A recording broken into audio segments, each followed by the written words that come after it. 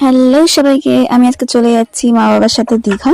Actually 23 থেকে 26 জানুয়ারি অব্দি আমাদের একটা সলিড ছুটি ছিল। তো এই 2-3 দিনের জন্য কোথায় যাওয়া যায় বাড়িতে ভালোভাবে আলোচনা করার পর আমরা সবাই ডিসাইড করলাম যে চলো আমরা দীঘা থেকে ঘুরে আসি।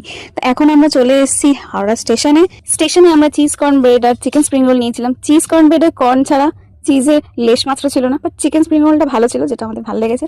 তারপরে অ্যাকচুয়ালি আমরা জানতে পারলাম যে আমাদের ট্রেন 3টে 5-এর জায়গায় 6টা 20-তে আসবে। আর আমি এতটাই ক্যালাস, আমি যাওয়ার আগে মেসেজে দেখিনি যে অ্যাকচুয়াল ট্রেন টাইম কখন। তো মা সকালবেলা উঠে বানিয়েছিল ফুলকপি আলু ভাজার সাথে পরোটা, সেটা আমাদের ট্রেনে খাওয়ার কথা ছিল, বাট যেহেতু ট্রেন লেট ছিল তাই আমরা স্টেশনে বসেই খেয়ে নিয়েছি। তারপরে আমি খেয়েছিলাম ওখানে সুন্দর কফি, আর এতটাই সুন্দর কফি ছিল যে তোমরা আমার মুখ দেখেই বুঝে গেছো যে কতটা সুন্দর কফি ছিল। তারপর আমাদের ট্রেন 6টা 20 জায়গায় এসেছিল 7টা নাগাদ, তারপরে 7টা 20 নাগাদ ছাড়লো। পৌঁছলাম যখন তখন 11:15। তারপর ফাঁকা ফাঁকা রাস্তা দিয়ে আমরা পৌঁছে গেলাম ওল্ড দীঘা। সেখানে আমরা ছিলাম হোটেল সি কটেজে। পার্ট 2 দেখতে গেলে চ্যানেলটা সাবস্ক্রাইব করে দিও। টাটা।